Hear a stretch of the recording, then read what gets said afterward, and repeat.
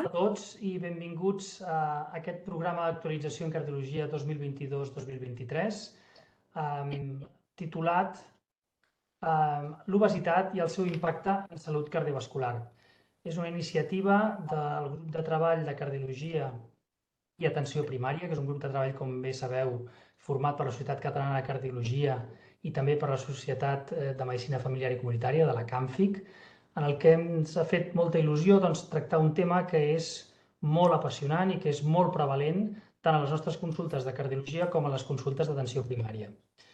Amb mi tinc el gust de comoderar una taula tan interessant com és la Mar Domingo, que és una metgessa de família de la unitat d'insuficiència cardíaca de l'Hospital Germans Trias i Pujol.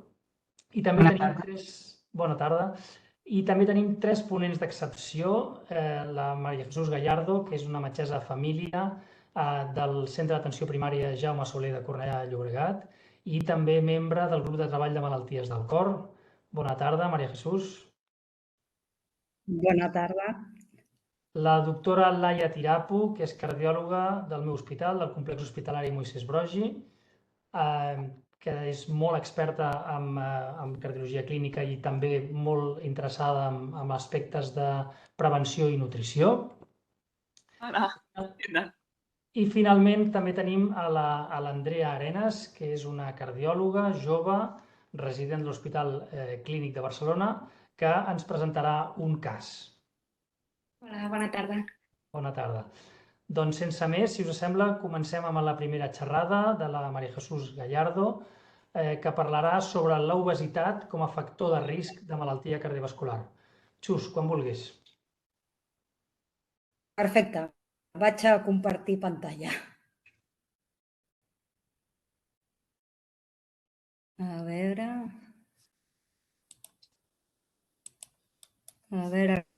que l'estem liant.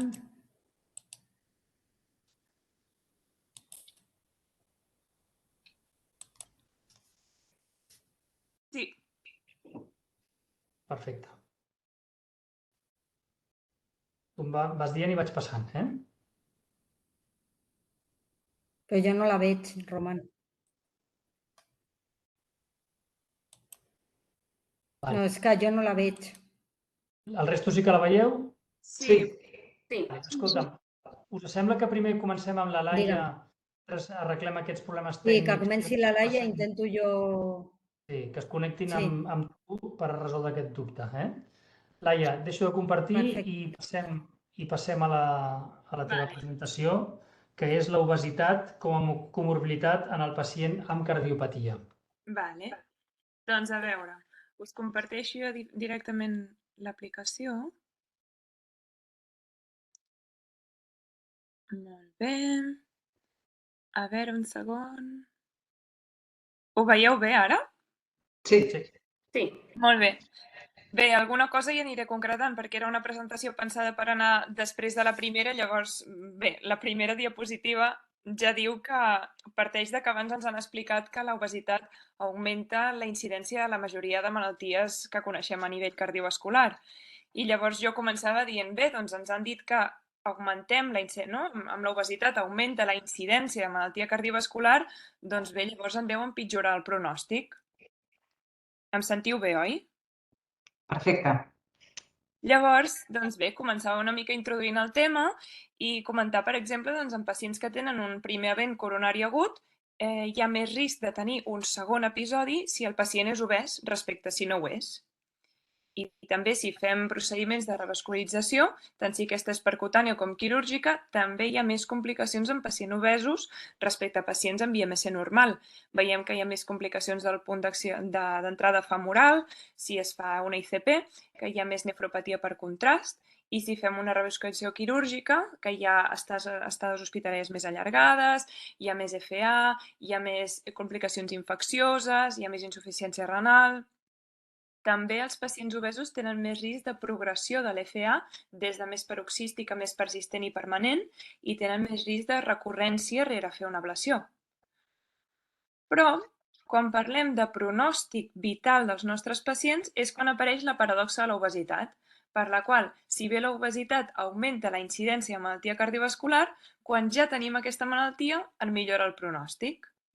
I això s'ha vist en les diferents patologies de cardiologia, doncs començant per la insuficiència cardíaca, s'ha pogut veure en insuficiència cardíaca estable ambulatòria i en aquest cas tant per mortalitat total com per mortalitat cardiovascular, tant per cardiopatia isquèmica, és a dir, per causa isquèmica d'aquesta disfunció, com no isquèmica. I també s'ha vist la paradoxa de l'obesitat en pacients que ingressen per insuficiència cardíaca aguda. La mortalitat tant a curt com a llarg termini rere aquest ingrés és més alta en pacients amb IMC normal i més baixa en pacients amb obesitat. També s'ha vist la paradoxa de l'obesitat separant tant per insuficiència cardíaca funció reduïda com per funció preservada ventricular, amb aquestes corbes en U que tenen un nadir a l'obesitat, els IMCs de 30 a 35. Per cardiopatia isquèmica, el mateix, tant cardiopatia isquèmica crònica com infarts sobreviuen més els pacients obesos. I si fem procediments de revascularització, també rere un procediment de revascularització, per exemple, si la revascularització és percutània, tant a curt com a llarg termini moren més els pacients amb IMC normal que obesos. I si la revascularització és quirúrgica, això només és significatiu a curt termini, però també viuen més els pacients obesos. Fibrilació auricular, el mateix. Trobem un altre cop el nadir entorn a l'IMC de 30, tant per mortalitat total com per mortalitat cardiovascular. I també per TAVI, veiem que la mortalitat tant a curt com a llarg termini rere una TAVI és menor pels pacients obesos. Doncs bé, podríem dir que si bé en una situació de no malaltia, un pacient sa, l'IMC ideal és l'IMC ja hi ha una cardiopatia establerta, aquest incident es desplaça cap al rang de sobrepès o, com heu vist ja amb els diferents estudis que us he ensenyat, directament es desplaça el rang ideal cap a l'obesitat, IMCs de 30 a 35. I per què és això?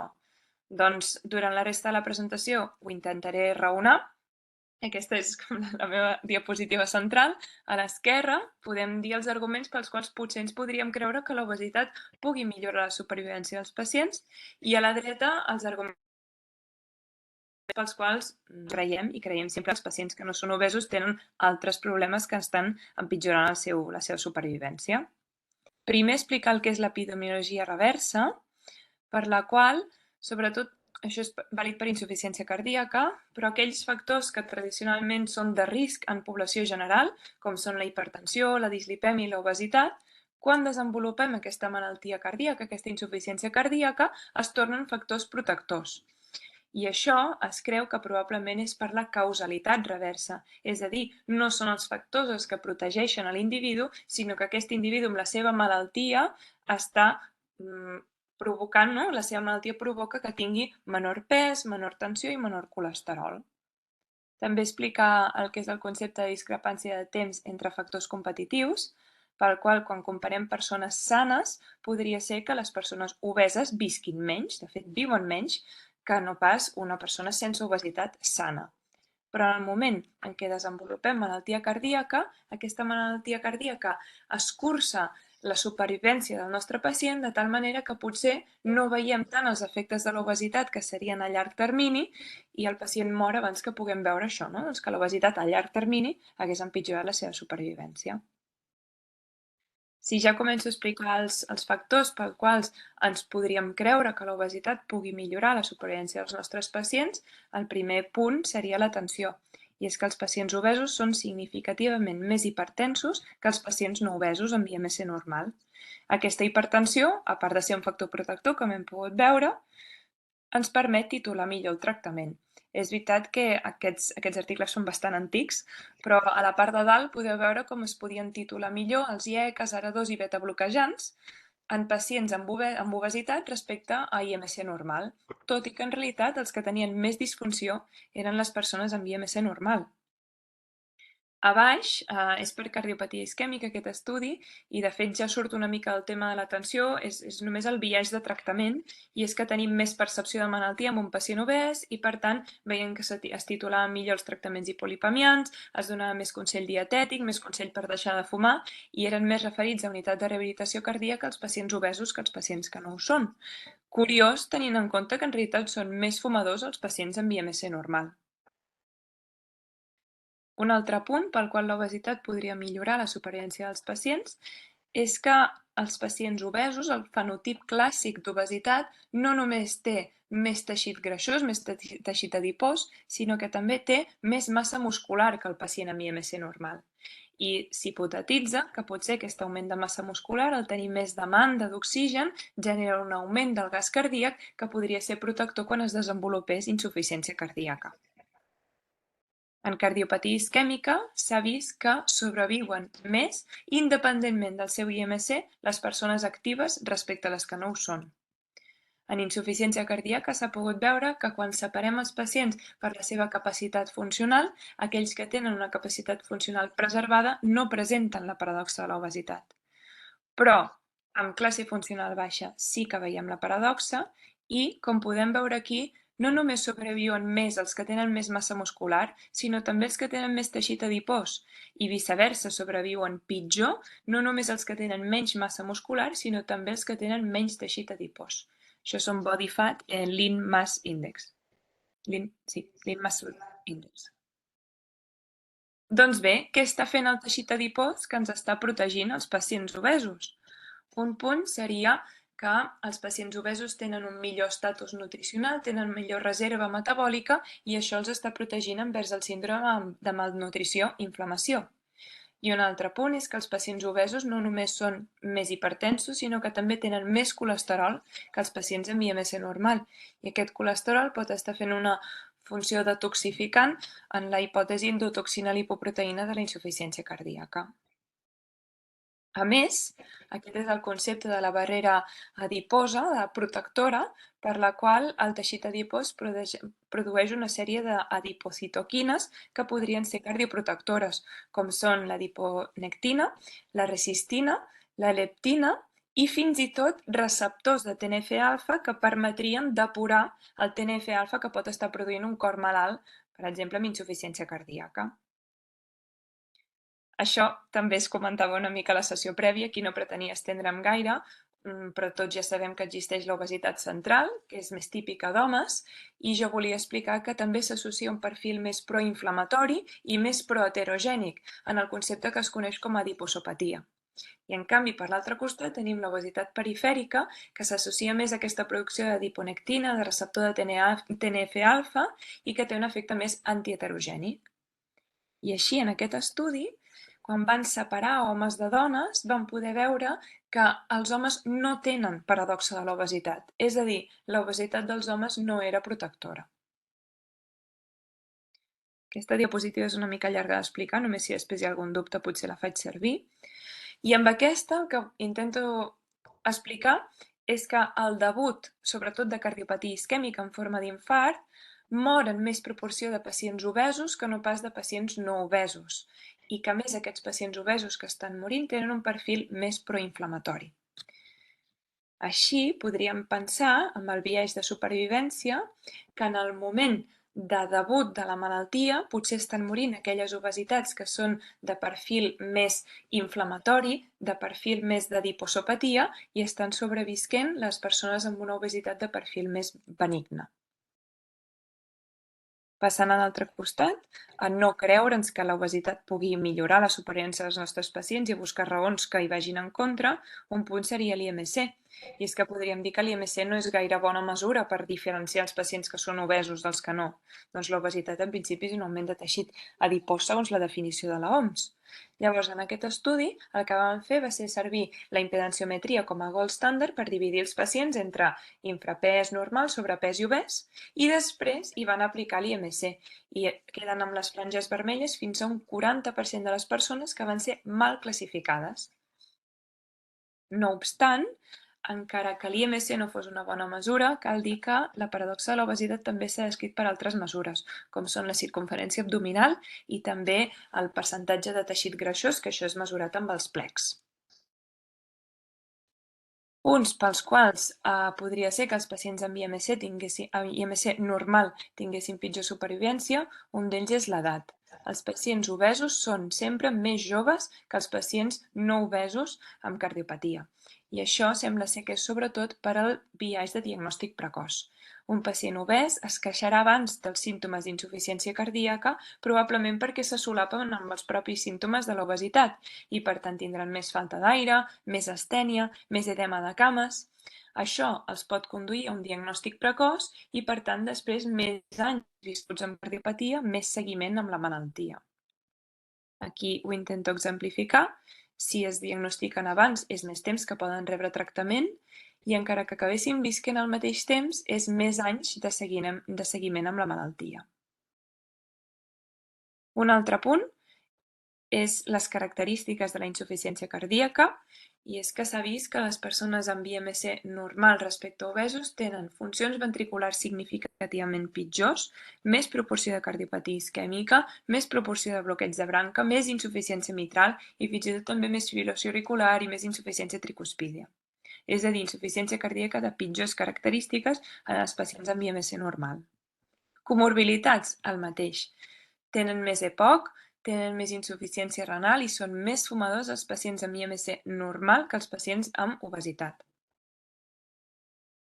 Doncs bé, llavors potser això ens serveix per explicar el biaix de col·lisió, pel qual en el moment en què nosaltres obliguem a una col·lisió entre dos factors per mesurar-ne un outcome, com seria la mortalitat, estem alterant la relació entre aquests factors i la mortalitat, doncs abans els obliguem a desenvolupar insuficiència cardíaca.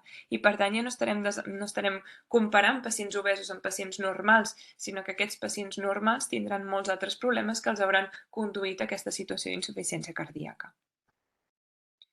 Aquí ho intento exemplificar, no comparem normals amb obesos, sinó probablement pacients que tenen altres problemes amb pacients obesos. I aquestes serien les conclusions. Sí que és possible que l'obesitat confereixi certs avantatges als pacients obesos, però molt probablement el gran pes és que els pacients amb IMC normal tenen altres comorbilitats i tenen insuficiència cardíaca de pitjors característiques, que és el que de veritat els disminueix la supervivència respecte als obesos. Aquí jo volia parar, havíem pensat que potser podríem explicar el cas clínic i després fer un petit addendum de tractament, que no és el clar objectiu de la sessió, però per explicar-ho una mica. Però si us sembla ho fem més tard. Perfecte, Laia. Moltes gràcies per la teva presentació. La veritat és que ha estat espectacular i provocadora. Jo crec que ens has obert els ulls a molts de les persones que tractem pacients amb cardiopaties. I si us sembla, doncs ara passaríem amb la Maria Jesús Gallardo, la Xus, que ens parlarà de l'obesitat com a factor de risc de malaltia cardiovascular. Endavant, Xus. Bueno, disculpeu, que ha estat una mica per patir.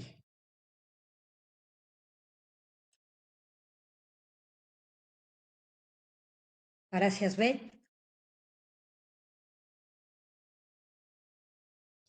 S'està carregant la presentació.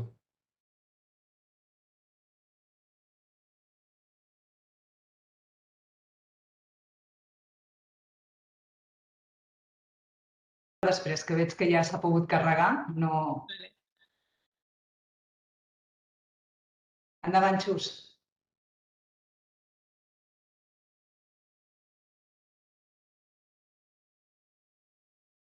Bueno, doncs disculpeu els problemes tècnics. Bueno, la meva presentació és sobre obesitat com a factor de risc cardiovascular. Recordem una miqueta què és l'obesitat, que és l'acumulació normal de greix que pot ser perjudicial per la salut. Com ha comentat la Laia, l'índex de massa corporal probablement no és l'òptima eina per calcular, però és la que fem servir habitualment. No informa de la distribució de greix, no diferencia massa magra de massa de greix. S'ha vist que no es relaciona de forma lineal amb el percentatge de greix corporal i també és un mal indicador pronòstic, sobretot en pacients de baixa talla i en gent gran. Però bueno, és la forma que tenim ara per ara de classificar els pacients amb obesitat. Classificaríem amb obesos de classe 1 o de classe o fins a classe 3 o fins i tot hi hauria, segons la Societat Espanyola de Diagnòstic d'Obesitat, una quarta classe d'obesitat en índex de massa corporal per sobre de 50.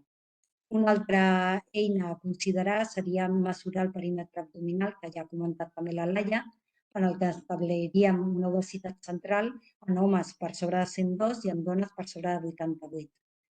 Així diferenciaríem l'obesitat central o androide típica més de l'home, la que sempre dèiem com una forma de poma, en la que el greix s'acumula més a nivell de cara, tronc, cervical i regions supraabdominal, i la distribució més dinoide, més de dona, en la que el greix s'acumula a nivell infraumbilical amb glutis i cuixes. Destacar que encara hi ha milions de persones morint de gana al món, que hi ha fins 47 països en situació de fam seriosa o extrema o alarmant, però al mateix temps que passa això en una part del món, la majoria de països presenten un índex alarmant de pacients amb obesitat o sobrepès i que a nivell mundial hi ha més gent amb obesitat que amb insuficiència ponderal. I això és sobretot preocupant als països ricos, però cada vegada més en països també en vies de desenvolupament. Llavors, l'obesitat s'ha vist que s'ha triplicat en els últims anys i que ha arribat, a un 20% de la població, que segons l'estudi EMPLE publicat no fa gaire a la Revista Espanyola de Cardiologia, la prevalença d'obesitat a Espanya es situa al voltant del 22% i d'aquests un 65% dels pacients presenten obesitat abdominal, o sigui, la típica androide que comentaven anteriorment. I la prevalença s'ha vist que és superior en homes, en majors de 65 i en un nivell socioeconòmic baix al nostre medi.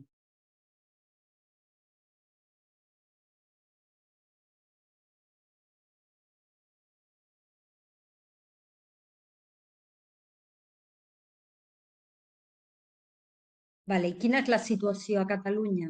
Doncs mentre a Andalusia i a Galícia les proporcions d'obesitat ronden el 27%, a l'altre extrem estan les Illes Balears amb una prevalença d'obesitat d'un 12%, seguida de Catalunya, on la prevalença d'obesitat es troba en el 16%. O sigui que hi ha obesitat, però realment si comparem amb altres regions d'Espanya, Catalunya estem una miqueta millor.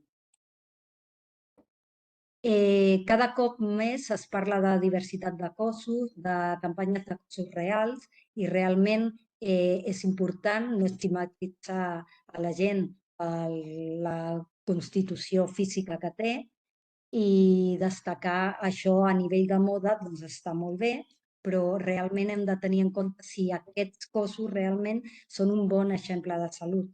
I sense menysprear ningú, és possible que ens hem de plantejar si a nivell de salut no cal destacar la importància del sobrepès o l'obesitat com un factor de malaltia greu, ja que l'obesitat realment no és un trastorn estètic i no ho hem de tenir en compte com això, sinó com un factor de risc de múltiples malalties. Les causes i factors de risc d'obesitat no ens hem de quedar únicament en l'excés d'ingesta, el superàvit calòric o la inactivitat física, sinó que hi ha multitud de causes que hem de tractar i valorar. Entre elles està l'edat i l'envelliment. S'ha vist que entre la gent gran hi ha una major tendència a l'obesitat. En els homes s'ha vist que els vidus tenen una major tendència, probablement per tema cultural, tema de cuina i tema d'autocura. En les dones, la gestació i la menopausa s'ha vist que són factors de risc per desenvolupar obesitat. Determinades races, com els afrodescendents o els hispans, tenen una major tendència, i també hi ha alteracions genètiques, tant a nivell d'antecedents familiars com afectació de gens, que s'ha vist que es relacionen. Després, a nivell social, s'ha vist que el nivell socioeconòmic baix al nostre medi, no així en països en vies de desenvolupament on són els nivells socioeconòmics alts els que presenten un major índex d'obesitat, el tipus d'aliment inadequat, la forma de menjar, la mida de les racions, el menjar ràpid, fins i tot els atracons, es relacionen amb una major tendència a l'obesitat, i certs factors conductuals acompanyants com el tabac o l'anol s'ha vist que també es relacionen. Cada cop es parla més del tema d'alteració del cicle circadià, dormir poques hores o els canvis d'horaris, treballs a fàbriques amb canvis d'horaris i això també s'ha vist que alteren la secreció de melanocortina i secundàriament d'adiponectina i leptina, augmentant el risc d'obesitat, l'estrès i l'ansietat. Cada cop està més en boga i es parla més del tema de la microbiota intestinal i la seva relació amb l'increment d'obesitat. Determinats contaminants ambientals sembla ser que també estarien relacionats. I un altre tema que està també bastant demostrat és el tema de la confortabilitat tèrmica en relació amb el canvi climàtic. L'organisme està adaptat a passar fred, a passar gana, i aquesta millora a nivell tèrmic que no requereix de consum de teixit adipós per generar energia, per mantenir la temperatura corporal, sembla ser que també podria estar relacionada amb l'increment de pes. En general es creu que l'obesitat amb molt origen està en una inadaptació de l'organisme a un ambient clarament obesogènic, o sigui, el cos humà s'havia adaptat històricament a passar gana i ara un excés de dieta, un excés d'aliment, un superàvit, genera una tendència a l'obesitat. Després no hem d'oblidar que existeixen obesitats secundàries que caldrà valorar i tractar correctament. Com ja ha comentat la Laia, l'obesitat s'ha vist que és factor de risc de múltiples malalties cardiovasculars. S'ha vist que fins 2/3 dels pacients amb cardiopatia isquèmica tenen sobrepès o obesitat, es relacionen amb insuficiència cardíaca, a pesar del que ja ha comentat la Laia de les diferents implicacions del pes en la insuficiència cardíaca, es relaciona amb fibrilació auricular, arrítmies, a VC, a trombosis, al TEP. Els estudis demostren que entre els pacients obesos la prevalença de malaltia cardiovascular és superior a la prevalença en pacients no obesos. Però a més és que l'obesitat és factor de risc d'altres factors de risc cardiovascular. O sigui, l'obesitat predisposa a presentar hipertensió, predisposa a la dislipèmia, sobretot de tipus heterogènic, en la que predominen els triglicèrids alts i l'HDL baix, augmenta el risc de desenvolupar diabetis, fins i tot en pacients sense predisposició genètica, més risc d'hiperuricèmia i gota i més risc de malaltia renal.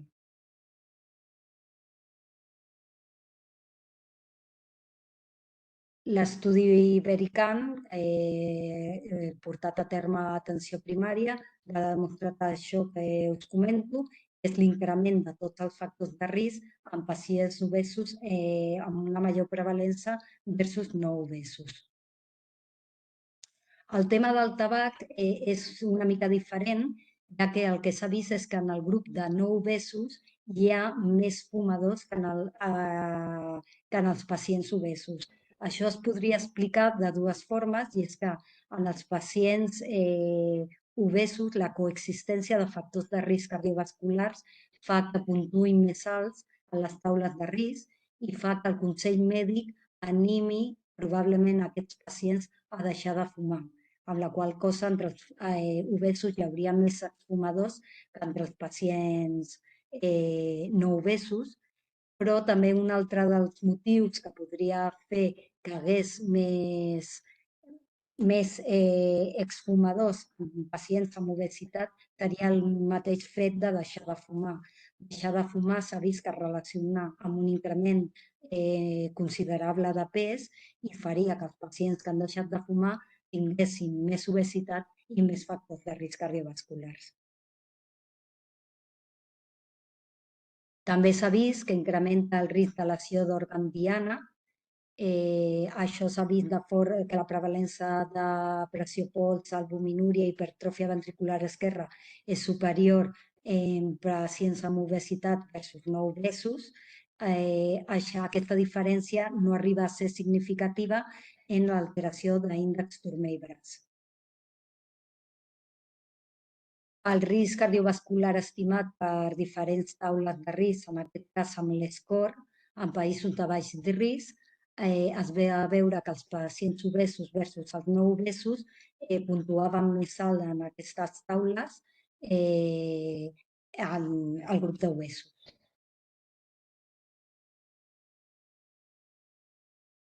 I quins mecanismes podrien explicar la relació d'obesitat i malaltia cardiovascular? Doncs per un costat parlem dels canvis hemodinàmics que la pròpia obesitat, acumulació de greix dona, alteracions a nivell funcionals o estructurals del sistema cardiovascular, com augment de la despesa cardíaca, la hipertròfia ventricular o la hipertensió arterial pulmonar. I per un altre costat estarien els canvis neurohormonals o metabòlics que es produeixen a nivell del teixit adipós. Recordem que el teixit adipós blanc actua com un òrgan endocrí, secretant múltiples hormones i citokines, conegudes com a adipocines, que el que fan és regular diferents processos com el de la gana, com el metabolisme lipídic, la glicèmia, la inflamació o l'estrès oxidatiu, i això afavoreix un ambient clarament heterogènic, proinflamatori i protrombòtic que aportaria a desenvolupar malaltia cardiovascular. També s'ha vist que la distribució del greix, per això parlaven de la importància del perímetre cintura, fa que sigui diferent l'actuació del greix en funció d'on es troba. El teixit adipós a nivell visceral, o sigui, l'obesitat abdominal, s'ha vist que és un factor de risc independent de malaltia cardiovascular i es parla de la síndrome metabòlica quan el pacient, a part de l'obesitat abdominal, presenta consistentment la hipertensió, dislipèmia heterogènica o resistència insulínica en forma d'hiperinsulinèmia o diabetis. L'obesitat, a més, és factor de risc d'altres malalties no cardiovasculars, com seria l'esteatosi hepàtica no alcohòlica, el síndrome d'apnea i hipoapnea de la son, malaltia de sostre muscular, incontinència, infertilitat, càncer i ansietat i depressió. Com hem d'abordar l'obesitat d'atenció primària? Amb totes les limitacions que tenim en la consulta d'atenció primària en el dia a dia, és primordial fer un cribatge pesant i calculant l'índex massa corporal encara de les limitacions que té. En pacients amb un índex de massa per sobre de 25 estaria indicat mesurar més el perímetre cintura per conèixer la distribució aproximada del greix. Farem una anamnesi completa, valorant altres factors de risc, comorbilitats, coneixerem si ha fet dietes prèvies i quins han estat els pesos màxims previs i mínims assolits. Haurem de valorar obesitats secundàries i calcular el risc cardiovascular. El tractament no incidiré gaire després en els medicaments perquè ho comentaran més endavant les meves companyes, però sobretot incidir en la importància que els canvis d'hàbit de vida han de ser a llarg termini. Jo sempre comento als pacients que no ens hem de posar a dieta, que a dieta ens posem per anar a un esdeveniment, a un casament o a alguna festa, però que quan volem incidir realment en un tema d'obesitat, el que hem de fer són canvis d'estil de vida siguin mantinguts al llarg del temps. Llavors, a més d'aprimar-se, hem de buscar disminuir el risc metabòlic, hem de prevenir o tractar ja factors de risc associats o tractar comorbilitats en cas de ja presentar-les. Llavors, la dieta és molt important valorar una dieta hipocalòrica individualitzada. Ha d'estar guiada, es recomana que sigui guiada per un personal qualificat. Idealment, les guies parlen d'un nutricionista. La realitat és que ara començarem a tenir un nutricionista a nivell dels centres d'atenció primària, però és un nutricionista que de vegades hem de compartir amb diferents centres i que a més no pot assolir el gruix del total de pacients que tenim. Llavors, aquí té un paper primordial la infermeria en el control de dietes. Diferents dietes han demostrat beneficis, o sigui, no és tan important la dieta, sinó el seguiment correcte de la dieta. Llavors, és primordial, abans de fer cap recomanació, assabentar-nos si el pacient està interessat o té interès en canviar en estils de vida. Si no hi ha un interès real del pacient, no val la pena continuar amb les recomanacions. Ha de fer un seguiment i ha de reavaluar-se aquest interès en properes visites. Si el pacient sí que té aquest interès, llavors hem de valorar quina dieta estaria disposat a fer, hem d'adaptar-nos a les seves necessitats i a la seva realitat i recomanen fer un seguiment d'alguna guia en concret. Important, més que el que menja i quin tipus de dieta fa, és ensenyar a la gent a menjar de forma sana. Després, que la gent comenci a prendre a diari aliments saludables i la importància d'una relació saludable amb el menjar i amb el temps de menjar. S'ha de recuperar menjar a taula, menjar plegats, fer una dieta amb un temps, no corrent, no per complir i menjar qualsevol cosa. Llavors, les intervencions nutricionals han demostrat beneficis cardiometabòlics a tots els nivells, en control glucèmic, en hipertensió, en perfil lipídic, en risc cardiovascular. La importància de que la dieta sigui individualitzada. No podem fer recomanacions generals, sinó que ens hem de centrar en el que el pacient vol menjar, que sigui assequible, que sigui agradable, que sigui culturalment acceptable. Després, a part de la dieta, haurem de recomanar exercici físic, exercici aeròbic moderat durant almenys 3 dies a la setmana, 150 minuts, i acompanyat d'exercicis de resistència. I, per últim, tractament farmacològic. Segons les guies, s'hauria de valorar utilitzar tractament farmacològic en pacients amb índex de massa per sobre de 27 quan hi ha un altre factor de risc associat, o en cas de prevenció secundària, o si índex de massa per sobre de 30. Si no hi ha una resposta al tractament farmacològic als 3 mesos, caldria valorar canviar-ho o retirar-ho.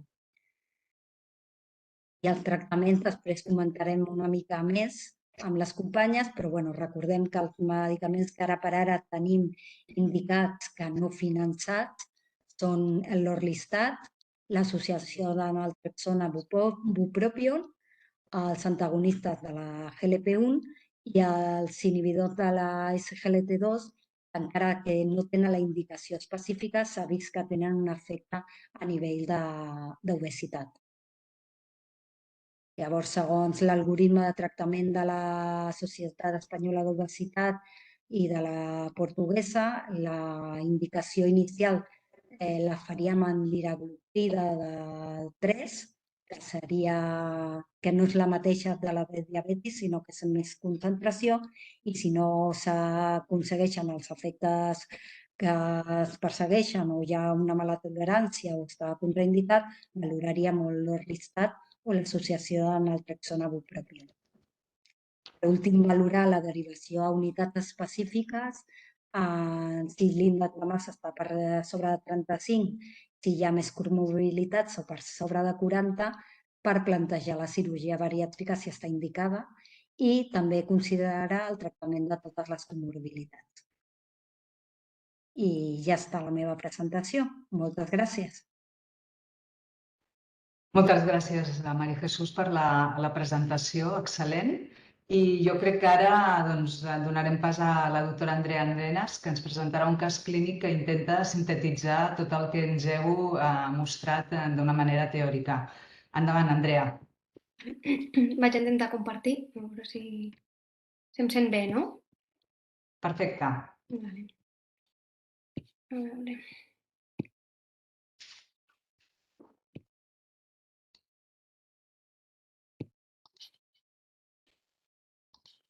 Vale. Veieu ja la presentació? Vale. Vale, Sí. perfecte. Doncs això, jo per acabar avui amb la sessió explicaré un cas d'obesitat. Ja veureu que és un cas senzill, però que l'he triat perquè em sembla com molt bonic el seguiment que hi ha de la pacient i que es veuen resultats. Vale?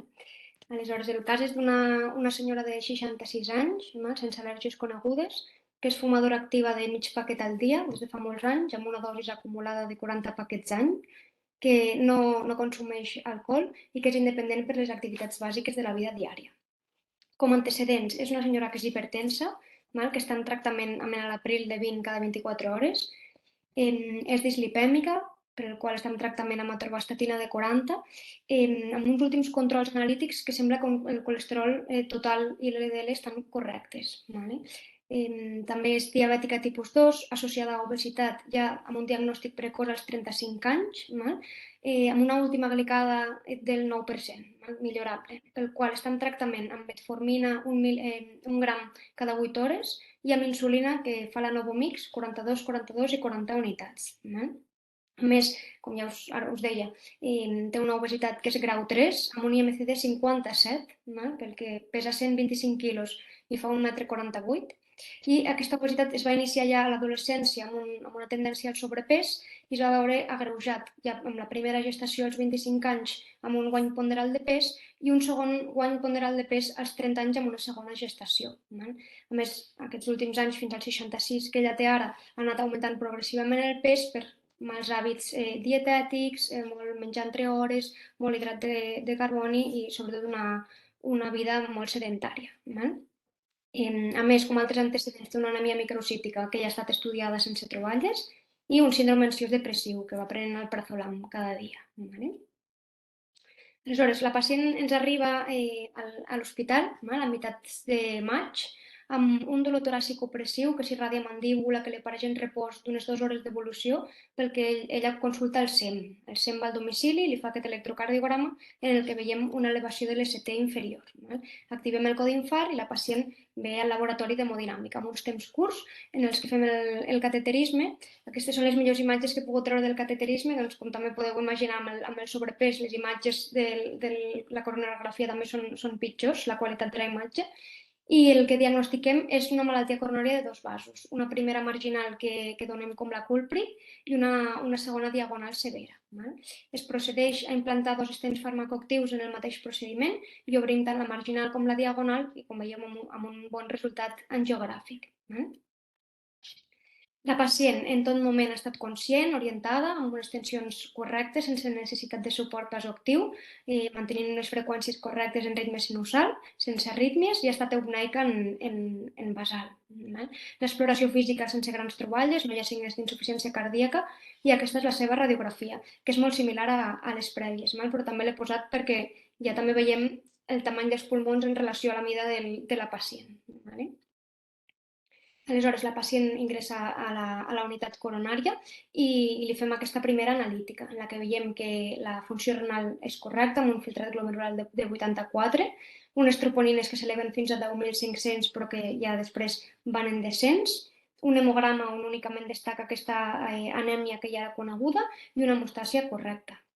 Aleshores, fem aquesta analítica de factors de risc cardiovascular que fem a tot pacient que ingressa i ja veiem una glucosa, que aquesta analítica està treta a primera hora del matí en dejú, amb una glucèmia de 391, que ja crida l'atenció.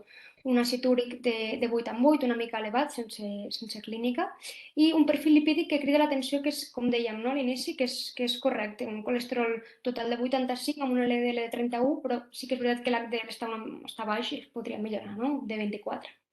Aleshores, en quant a l'hemoglobina, una hemoglobina glicada de 8 amb 2, que no és la de 9,5 que teníem ambulatòria, però segueix sent una hemoglobina glicada que podem millorar, i un perfil tiroidal correcte. Aleshores, fem un ecocardiograma a aquesta pacient que més enllà d'un ventricle esquerre moderadament hipertròfic, que ja podria estar en context de la hipertensió que té la pacient, té una funció global i segmentària correcta. Amb els temps curts hem aconseguit aquesta funció estimada del 55%. No hi ha grans valvulopaties i el ventricle dret és correcte. També destacar que ja veiem aquí el parasternal eix llarg, aquest creix epicàrdic que envolta el cor.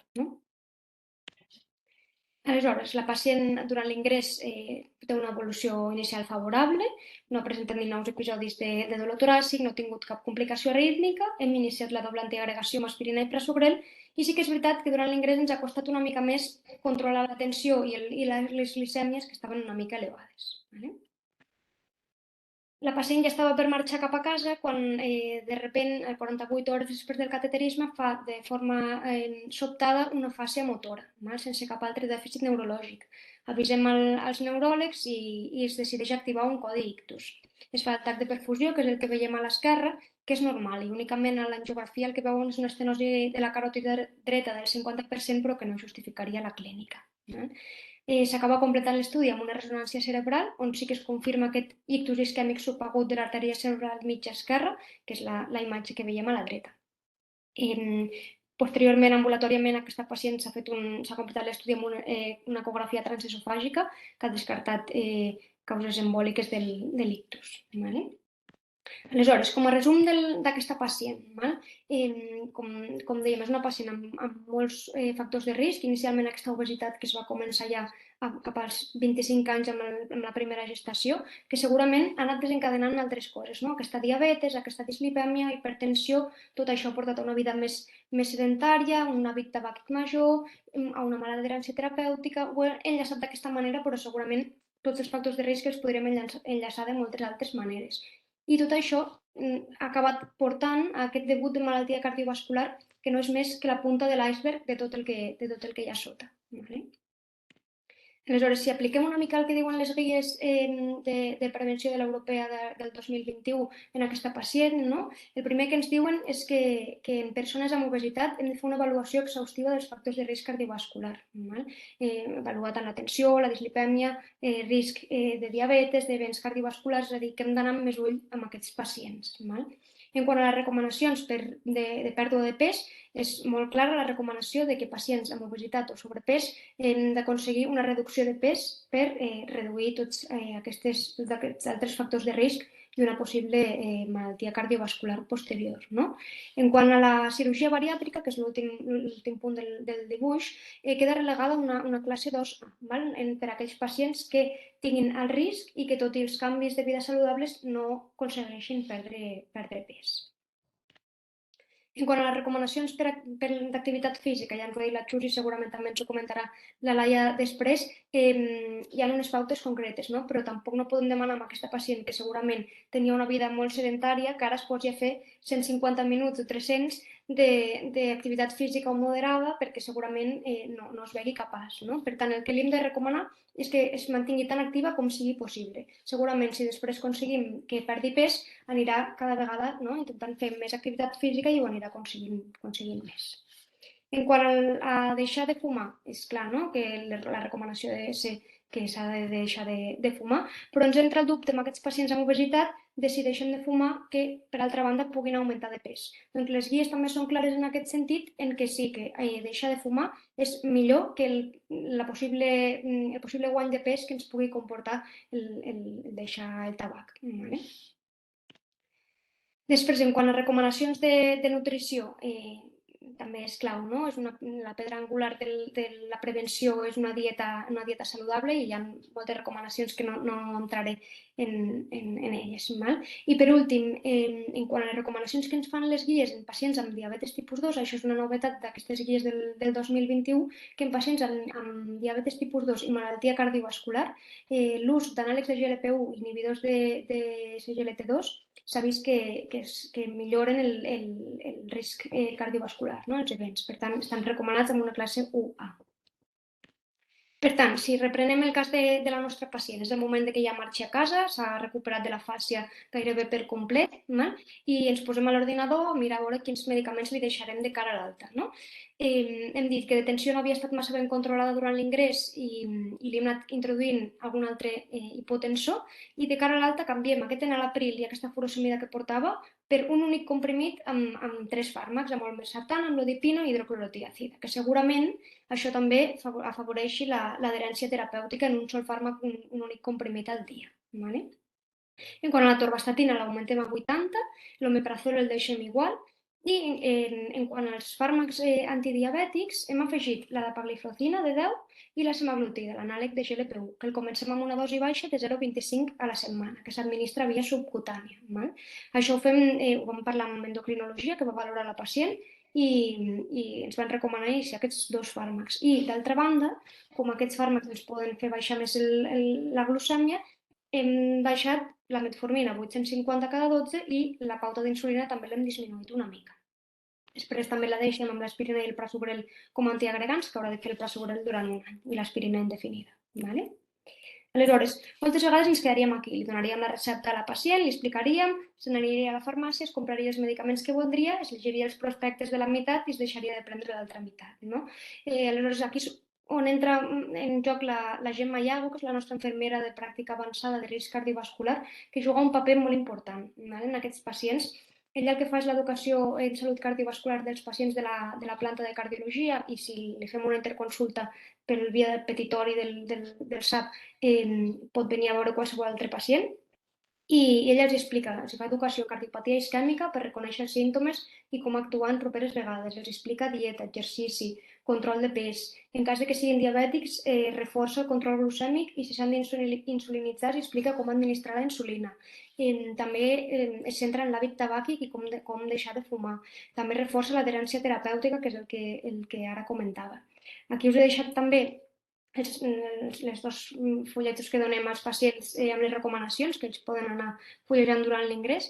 I abans, quan era pre-Covid, es solien fer unes reunions, unes sessions grupals de pacients amb la Gemma Iago, que duraven una hora i els explicava tot això, però ara arrel del Covid, com ja no es podien fer aquestes reunions de pacients, el que s'ha fet és deixar les habitacions del pacient, que això és una fotografia de la porta de les habitacions, sota de l'horari de visita hi ha aquest QR on hi ha aquest vídeo, un enllaç a YouTube, que és un vídeo de la Gemma Iago, on els fa aquesta sessió gravada perquè la puguin veure, que dura una hora i és molt interessant. I a més aprofiten l'ingrés, que estan avorrits, i s'ho miren. Aleshores, també més enllà de la recepta electrònica, hem parlat del paper que fa la Gemma durant l'ingrés, però hi ha molta feina a fer després de l'ingrés, de forma ambulatòria. Per això és important en aquests pacients fer un seguiment multidisciplinar per part del metge o metgessa d'atenció primària, l'enfermera d'atenció primària, l'endocrinologia, cardiologia o altres especialistes. Aquí he posat una cunya publicitària del grup de treball de cardioprimària, que, com sabeu, fa una molt bona feina per coordinar l'atenció primària i la cardiologia. És un bon exemple d'aquest seguiment que hem de fer en els pacients. Aleshores, si ens centrem en el tractament que hem donat per a aquesta pacient per a l'obesitat, en quant als hàbits saludables, li hem recomanat aquesta dieta saludable que generalment diem que és una dieta mediterrània, li recomanem un dèficit calòric i un exercici físic moderat, però que, insisteixo, serà el màxim possible que pugui fer la pacient. En quant al segon esglaó, els fàrmacs, hem començat la semaglutida, l'anàleg de GLP-1, aquesta dosi baixeta de 0,25 cada setmana, que li direm que faci durant 4 setmanes. I ja deixarem pautat a la recepta electrònica la següent dosis, que és de 0,5, perquè si ho tolera bé, li explicarem que li pot donar molèsties digestives. Si ho tolera bé, al mes següent ja s'ha de començar a injectar-la de 0,5, perquè no es perdi en el seguiment cap al capçalera, o si encara té la visita més tard amb l'endocrí, doncs que ja ho tingui pautat a la recepta. I, per últim, el que fem en aquesta pacient que té un IMC molt elevat i ja pensant més endavant que tot això no ens acabarà portant a una reducció de l'IMC molt important, doncs ja la derivem també a la unitat funcional d'obesitat, a la UFO, que d'això també s'encarrega d'endocrinologia. Aleshores, aquestes són captures de pantalla del seguiment que ha fet la pacient a l'HC3, és tot verídic, i aquesta és la primera visita amb l'enfermera d'endocrinologia, on ja veiem, l'activitat física ja ens descriu que és una activitat física sedentària, que les tècniques que fa d'injecció de la insulina probablement no siguin del tot correctes, no canvia les agulles tan freqüentment, no purga, no s'espera. També veiem l'alimentació, que la deixa aquí apuntada l'enfermera, que tot i que no és una alimentació molt desastrosa, podria ser millorable. Molt entrepà, molt pa. Aleshores, aquí deixa apuntat que pacten amb la pacient, pacten rotar les zones de punció i canviar les agulles cada 3 usos, millorar la tècnica de l'administració d'insulina i decideixen iniciar la insulina Lantus en comptes de la Novomix, que probablement al ser una única injecció tinguin millor adherència i fer les correccions amb la ràpida només si està per sobre de 150 abans dels àpats. Aleshores, en una segona visita amb l'enfermera d'endocrinologia ja ens diu que ha tolerat molt bé l'Ozempic, la semaglutida, que se sent més saciada al menjar, que està més àgil, tot i que encara està cansada. I ara han trucat de la UFO, està pendent de que la visitin. Ha anat canviant ja els llocs de punció, ha anat perdent una mica de pes i sembla que la tensió també l'està controlant millor. Sí que és veritat que encara les glicèmies, quan ens aporta la llibreta, n'hi ha bastantes per sobre de 200, perquè s'acaba pujant la Lantus a 42 i deixem a la pacient per al seguiment que ha anat fent posterior.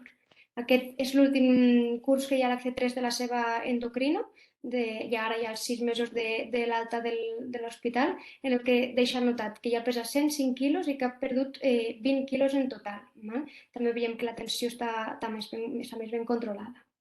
Aleshores, com a resum, tenim una pacient que ha tolerat bé els anàlegs del GLP-1, que hem pogut anar augmentant la dosi progressivament, que se sent més saciada, més àgil, que està pendent de que la visiti la unitat funcional d'obesitat per valorar la cirurgia bariàtrica, que el control glucèmic és més òptim, amb una òptima analítica ja tenim una glicada de 7,5 i que hem aconseguit també millorar el control de les xifres de tensió arterial.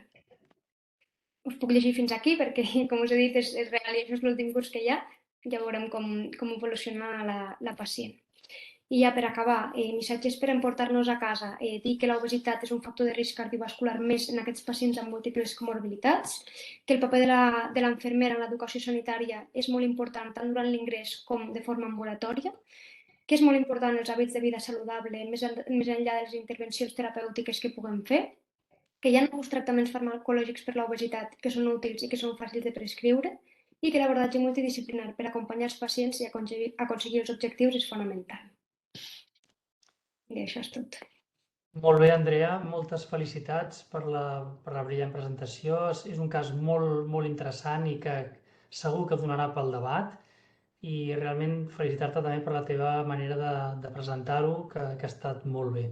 Com que anem bé de temps, doncs m'agradaria també donar pas 5 minutets a la Laia perquè ens fes uns apunts sobre aspectes pràctics en el tractament i després ja podríem passar al torn de preguntes. Us animo a que tots pugueu fer les vostres preguntes en el xat d'aquesta webinar, que com tots veieu teniu la possibilitat de poder-ho escriure i així doncs donarem pas posteriorment al que comenti la Laia a les preguntes que sorgeixin entre el públic i si no, no us preocupeu que en tenim moltes per preguntar.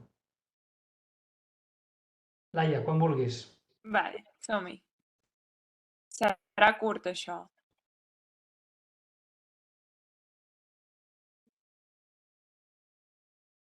No s'està veient, oi?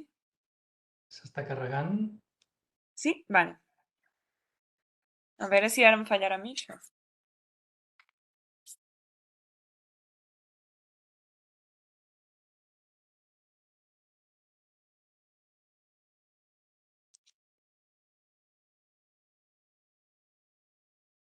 Mentre no es va carregar... En obesitat, que davant qualsevol dubte hi ha una especialitat que és endocrinologia i nutrició i que hem de saber quan enviar-ho, no? Que davant qualsevol dubte podem enviar al nostre pacient, preferentment IMCs per sobre de 35, perquè si no, no donen a l'abast.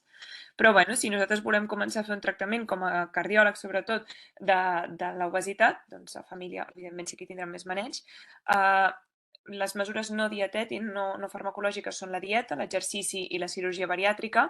Com a dieta, el més important, ja ho heu comentat les dues també, tant la Xus com l'Andrea, és la restricció calòrica. Això és el que ha demostrat poder millorar o assolir una pèrdua de pes. Aquesta restricció calòrica ja pot ser contínua, ja pot ser intermitent, ja pot ser a base de dietes basades en nutrients, a base de patrons dietètics globals. Potser sí que té una mica més d'evidència una dieta mediterrània respecte a tota la resta de dietes, però el més important aquí és la restricció calòrica. I aquesta restricció calòrica és difícil de fer perquè estem demanant al pacient que mengi menys. Per tant, hi ha molt mala adherència amb aquesta restricció calòrica i d'aquí el gran problema pel tractament de l'obesitat. No estic aconseguint compartir res, oi?